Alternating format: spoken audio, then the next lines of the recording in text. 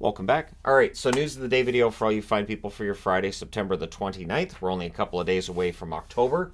And Matt Zuccarello is sticking around with the Minnesota Wild. So while we're getting ready for the regular season, Bill Guerin already with an eye to beyond this season, which is smart.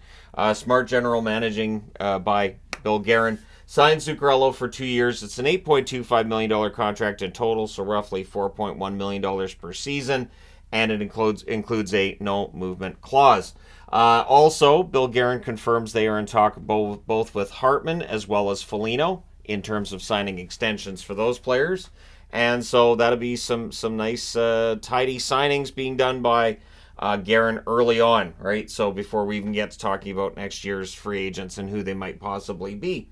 For Ottawa, president of hockey operations, they now have somebody in charge in Steve Staios. So when Michael Andlauer was coming in, Steve Staios was one of the names that was out there as probably joining the organization in some sort of a management role. So he takes over as president of hockey operations, and he and Andlauer have a history together. And so we'll see how things go with Staios as the president of hockey operations on this team. But again, that's what was expected.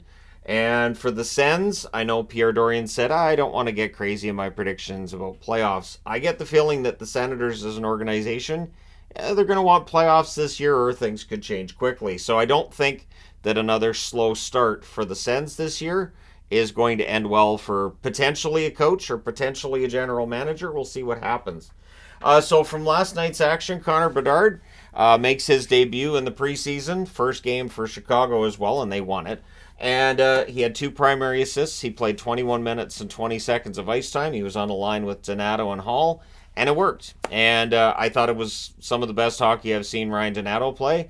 Now, I understand that it's preseason action. I know it's going to get tougher for him as we get towards the regular season, but it was nice to see some excitement around him, and every time he touched the puck, the crowd got pretty excited with that. So we'll see what happens. But he looked good, and 2 primary assists. One was a really smart one as well. So even though he doesn't get a goal, he did have a breakaway in the game. I think he had just the one breakaway, but at any rate, yeah, exciting player.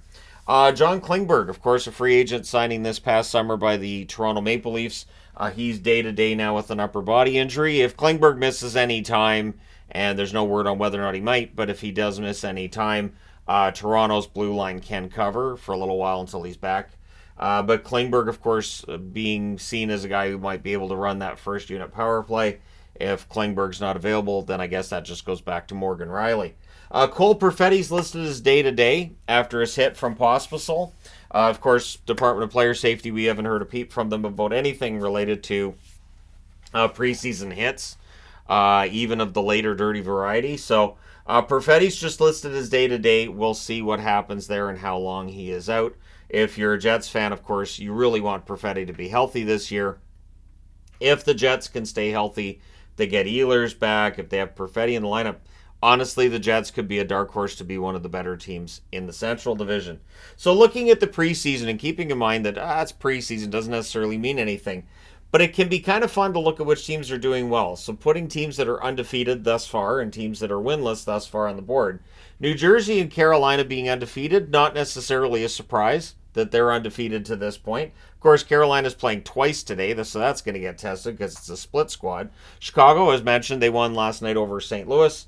Dallas with the 2 victories so far, and Anaheim. Anaheim has 3 wins without Zegras, without Drysdale. So there you go. Maybe that was the problem, right? Maybe they'll be 82-0 this year, and we'll say, you know what? Zegras was actually kind of a problem. That's not going to happen. Anyways, on the winless side, you've got Philadelphia, Nashville, Vancouver, and the Las Vegas Golden Knights. So what's interesting with that is that of the teams that are undefeated, 3 of the 5 are considered probably playoff teams this year, very likely playoff teams this year. And in fact, the 3 that are playoff teams are all seen as contenders. On the winless side, 3 of the 4 are seen as probably outside of the playoffs. The one that, of course, is not seen that way is Vegas, but it makes some sense if it takes Las Vegas a little bit longer to get going. They did just win a Stanley Cup. It's called the Stanley Cup hangover for a reason, and teams that win the Stanley Cup can have slow starts to the following season. Keep in mind that, no, the games don't necessarily matter, but I would much rather see a team undefeated in the preseason, feeling good, having that chemistry, rather than being winless through the preseason and kind of feeling like, okay, there's something here, or is something wrong? Like it feels like you're better off being on the undefeated side.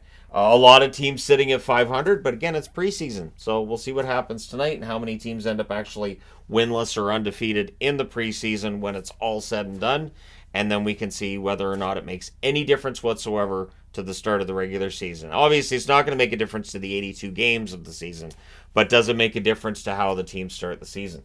So there you go. Let me know your thoughts in the comments section below. As always, don't forget to hit like and subscribe if you're browsing your way through.